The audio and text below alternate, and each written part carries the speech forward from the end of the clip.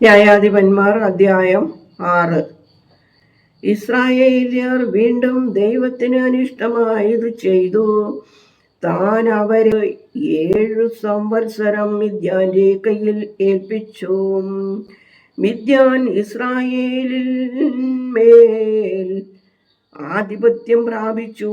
ഇസ്രായേല്യർ മിദ്യാന്യരുടെ നിമിത്തം പർവ്വതങ്ങളിലെ ഗൃഹുരങ്ങളിലും ഗുഹകളിലും ദുർഗമങ്ങളിലുമായി കഴിഞ്ഞു.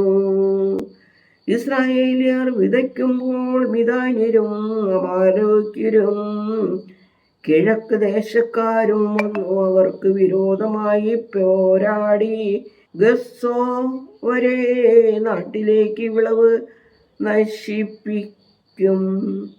ഇസ്രായേലിന് ആഹാരമോ മാടോ കഴുതയോ ഒന്നും ശേഷിക്കില്ല. അവർ തങ്ങളുടെ കന്നുകാലികളും കൂടാരങ്ങളുമായി വെട്ടുക്കിളിയെ പോലെ കൂട്ടമായി വരും. അവരും അവരുടെ ഒട്ടകങ്ങളും വളരെ ആയിരുന്നു. അവർ ദേശത്ത് നാശം ചെയ്യും. ഇങ്ങനെ മിദ്യാന്യരാൽ ഇസ്രായേൽ ഏറ്റവും ക്ഷയിച്ചു. ഇസ്രായേല്യർ ദൈവത്തോട് നിലവിളിച്ചു. ഇസ്രായേൽ മക്കൾ മിദ്യാന്യരുടെ നിമിത്തം ദൈവത്തോട് നിലവിളിച്ചപ്പോൾ താൻ ഒരു പ്രവാചകനെ ഇസ്രായേലരുടെ അടുക്കൽ അയച്ചു. അവൻ അവരോട് പറഞ്ഞത്, ഇസ്രായേലിന്റെ ദൈവമായ കർത്താവ് ഇപ്രകാരം അരുളി ചെയ്യുന്നു, ഞാൻ നിങ്ങളെ മിസ്രയീമിൽ നിന്ന് പുറപ്പെടുവിച്ചു. ദാസ്യഭവനത്തിൽ നിന്ന് നിങ്ങളെ കൊണ്ടുവന്നു. മിസ്രയീമ്യരുടെ കയ്യിൽ നിന്നും നിങ്ങളെ പീഡിപ്പിച്ച എല്ലാവരുടെയും കയ്യിൽ നിന്നും ഞാൻ നിങ്ങളെ രക്ഷിച്ചു. അവരെ നിങ്ങളുടെ മുമ്പിൽ നിന്ന് നീക്കിക്കളഞ്ഞു. അവരുടെ ദേശം നിങ്ങൾക്ക് തന്നു. ദൈവമായ ഞാൻ നിങ്ങളുടെ ദൈവമാകുന്നു എന്നും നിങ്ങൾ പാർക്കുന്ന ദേശത്തുള്ള അമോര്യരുടെ ദേവന്മാരെ ആരാധിക്കരുത് എന്നും ഞാൻ നിങ്ങളോട് കൽപ്പിച്ചു. നിങ്ങളോ എൻ്റെ ശബ്ദം കേട്ടില്ല. അനന്തരം ഒരു ദൈവദൂതൻ വന്നു ഒഫ്രായിൽ അബിയേസ്യനായ യോവാശിന്റെ കരുവേലകത്തിൽ കീഴെ ഇരുന്നു. അവന്റെ മകനായ ഗിദെയോൻ ഗോതമ്പ് മിദ്യാന്യരുടെ കയ്യിൽ പെടാതിരിക്കേണ്ടതിന് അതിനരികെ വെച്ച് മെതിക്കുകയായിരുന്നു. ദൈവദൂതൻ അവന് പ്രത്യക്ഷനായി, അല്ലയോ യോദ്ധാവേ, ദൈവം നിന്നോടുകൂടെ ഉണ്ട് എന്ന് അവനോട് പറഞ്ഞു. ഗിദെയോൻ അവനോട്, അയ്യോ യജമാനനെ, ദൈവം ഞങ്ങളോടുകൂടെ ഉണ്ടെങ്കിൽ ഞങ്ങൾക്ക് ഇങ്ങനെ സംഭവിച്ചത് എന്ത്? ദൈവം ഞങ്ങളെ മിസ്രയീമിൽ നിന്ന് കൊണ്ടുവന്നു എന്ന് നമ്മുടെ പിതാക്കന്മാർ ഞങ്ങളോട് അറിയിച്ചിട്ടുള്ള അവന്റെ അത്ഭുതങ്ങൾ എല്ലാം എവിടെ? ഇപ്പോൾ ദൈവം ഞങ്ങളെ ഉപേക്ഷിച്ചു മിദ്യാന്യരുടെ കയ്യിൽ ഏൽപ്പിച്ചിരിക്കുന്നുവല്ലോ എന്ന് പറഞ്ഞു. അപ്പോൾ ദൈവം അവനെ നോക്കി, നിന്റെ ഈ ബലത്തോടെ പോയിക്കൊള്ളുക, നീ ഇസ്രായേലിനെ മിദ്യാന്യരുടെ കയ്യിൽ നിന്ന് രക്ഷിക്കും. ഞാനല്ലയോ നിന്നെ അയക്കുന്നത് എന്ന് പറഞ്ഞു. അവനോട്, അയ്യോ കർത്താവേ, ഞാൻ ഇസ്രായേലിനെ എന്തിനാൽ രക്ഷിക്കും? മനശ്ശെയിൽ എൻ്റെ കുലം നിസ്സാരവും എൻ്റെ കുടുംബത്തിൽ ഞാൻ ചെറിയവനുമല്ലോ എന്ന് പറഞ്ഞു. കർത്താവ് അവനോട്, ഞാൻ നിന്നോടുകൂടിയിരിക്കും. നീ മിദ്യാന്യരെ ഒരു ഒറ്റ മനുഷ്യനെ പോലെ നശിപ്പിക്കും എന്ന് കൽപ്പിച്ചു. അതിന് അവൻ, അങ്ങേക്ക് എന്നോട് കൃപയുണ്ടെങ്കിൽ എന്നോട് സംസാരിക്കുന്നത് അങ്ങ് തന്നെ എന്ന് ഞാൻ അറിയുവാൻ ഒരു അടയാളം കാണിച്ചു തരണമേ. ഞാൻ പോയി എൻ്റെ കാഴ്ച കൊണ്ടുവന്ന് അങ്ങേ മുമ്പാകെ വയ്ക്കുവോളം ഇവിടെ നിന്ന് പോകരുത് എന്ന് അവനോട് പറഞ്ഞു. നീ മടങ്ങി വരുവോളം ഞാൻ ഇരിക്കാം എന്ന് അവൻ അരുളി ചെയ്തു. അങ്ങനെ ഗിദെയോൻ ചെന്ന് ഒരു കോലാട്ടിൻകുട്ടിയെയും ഒരു പിടി മാവ് കൊണ്ട് പുളിപ്പില്ലാത്ത അപ്പവും ഒരുക്കി മാംസം ഒരു പാത്രത്തിൽ വെച്ചു, ചാറ് ഒരു പാത്രത്തിൽ പകർന്നു, കരുവേല കത്തിൻ കീഴെ കൊണ്ടുവന്നു അവന്റെ മുമ്പിൽ വച്ചു. അപ്പോൾ ദൈവത്തിന്റെ ദൂതൻ അവനോട്, മാംസവും പുളിപ്പില്ലാത്ത അപ്പവും എടുത്ത് ഈ പാറമേൽ വച്ച് ചാറ് അതിന്മേൽ ഒഴിക്കുക എന്ന് കൽപ്പിച്ചു. അവൻ അങ്ങനെ ചെയ്തു. ദൈവദൂതൻ കയ്യിലുള്ള വടിയുടെ അറ്റം കൊണ്ട് മാംസവും പുളിപ്പില്ലാത്ത അപ്പവും തൊട്ടു. ഉടനെ പാറയിൽ നിന്ന് തീ പുറപ്പെട്ടു, മാംസവും പുളിപ്പില്ലാത്ത അപ്പവും ദഹിപ്പിച്ചു. ദൈവദൂതൻ അപ്രത്യക്ഷനായി. അവൻ യഹോവയുടെ ദൂതൻ എന്ന് ഗിദെയോൻ അറിഞ്ഞപ്പോൾ, അയ്യോ ദൈവമായ കർത്താവേ, ഞാൻ ദൈവദൂതനെ അഭിമുഖമായി കണ്ടുപോയല്ലോ എന്ന് പറഞ്ഞു. കർത്താവ് അവനോട്, നിനക്ക് സമാധാനം, ഭയപ്പെടേണ്ട, നീ മരിക്കയില്ല എന്ന് അരുളി ചെയ്തു. ഗിദെയോൻ അവിടെ കർത്താവിനൊരു യാഗപീഠം പണിതു. അതിന് ഷോം എന്ന് പേരിട്ടു.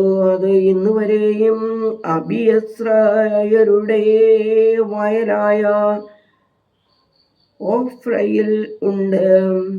രാത്രിയിൽ ദൈവം അവനോട് കൽപ്പിച്ചത്, നിന്റെ പിതാവിന്റെ കാളയെയും 7 വയസ്സുള്ള മറ്റൊരു കാളയെയും കൊണ്ടുചെന്ന് നിന്റെ പിതാവിനുള്ള ബാലിന്റെ ബലിപീഠം ഇടിച്ച് അതിനരികെയുള്ള പ്രതിഷ്ഠയെ നശിപ്പിക്കുക.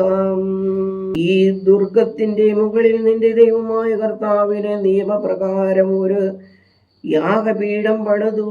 ആ 2ാമത്തെ കാളയെ എടുത്ത് നീ നശിപ്പിക്കുന്ന പ്രതിഷ്ഠയുടെ വിറകു കൊണ്ട് ഹോമയാഗം കഴിക്കാം. ഗിദെയോൻ തന്റെ വേലക്കാരിൽ 10 പേരെ കൂട്ടി കർത്താവ് തന്നോട് കൽപ്പിച്ചതുപോലെ ചെയ്തു. എന്നാൽ അവൻ തന്റെ കുടുംബക്കാരെയും പട്ടണക്കാരെയും ഭയന്ന് പകൽ സമയത്ത് അത് ചെയ്യാതെ രാത്രിയിൽ അത് ചെയ്തു. പട്ടണക്കാർ രാവിലെ എഴുന്നേറ്റപ്പോൾ ബാലിന്റെ ബലിപീഠം ഇടിഞ്ഞു കിടക്കുന്നത് കണ്ടു. അതിനരികെയുള്ള പ്രതിഷ്ഠയും നശിച്ചിരിക്കുന്നതും പണി തിരിക്കുന്ന യാഗപീഠത്തിങ്കിൽ ആ 2ാമത്തെ കാളയെ യാഗം കഴിച്ചിരിക്കുന്നതും കണ്ടു. ഇത് ചെയ്തതാരെന്ന് അന്യോന്യം ചോദിച്ചു. അന്വേഷണത്തിൽ യോവാശിന്റെ മകൻ ഗിദെയോൻ ആകുന്നു ചെയ്തത് എന്ന് അറിഞ്ഞു. പട്ടണക്കാർ യോവാശിനോട്, നിന്റെ മകനെ പുറത്തു കൊണ്ടുവരിക, അവൻ മരിക്കണം.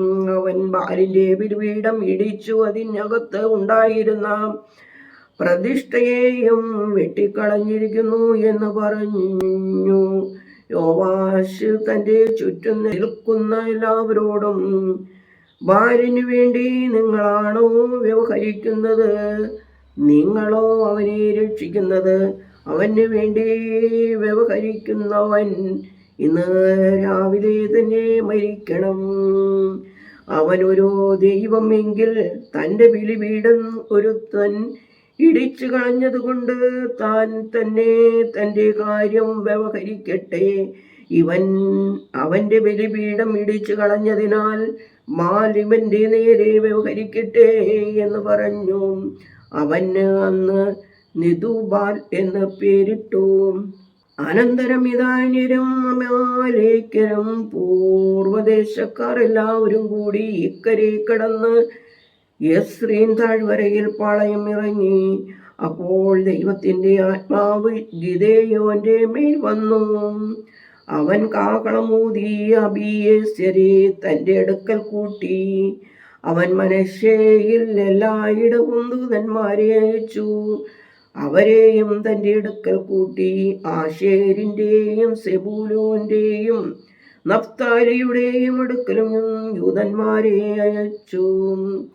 അവരും വന്ന് അവരോട് ചേർന്നു. അപ്പോൾ ഗിദെയോൻ ദൈവത്തോട്, അങ്ങ് അരുളിച്ചതുപോലെ ഇസ്രായേലിനെ എൻ്റെ കയ്യാൽ രക്ഷിക്കുമെങ്കിൽ ഇതാ, ഞാൻ രോമമുള്ള ഒരു ആട്ടിൻ തോൽ കളത്തിൽ നിവർത്തിയിടുന്നു.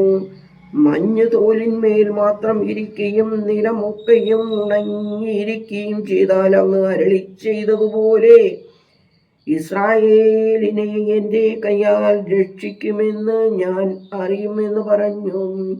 അങ്ങനെ തന്നെ സംഭവിച്ചു. അവൻ പിറ്റേന്ന് അധികാലത്ത് എഴുന്നേറ്റ് തോൽ പിഴിഞ്ഞു മഞ്ഞുവെള്ളം ഒരു പാത്രം നിറച്ചെടുത്തു. ഗിദെയോൻ പിന്നെയും ദൈവത്തോട്, അങ്ങയുടെ കോപം എൻ്റെ നേരെ ജ്വലിക്കരുത്, ഞാൻ ഒരിക്കൽ കൂടെ സംസാരിച്ചു കൊള്ളട്ടെ. തോൽ കൊണ്ട് ഒരു പരീക്ഷ കൂടെ കഴിച്ചു കൊള്ളട്ടെ. തോൽ മാത്രം ഉണങ്ങിയതും നിലമൊക്കെയും മഞ്ഞുകൊണ്ട് നനഞ്ഞു മിരിപ്പാൻ അരുളണമേ എന്ന് പറഞ്ഞു.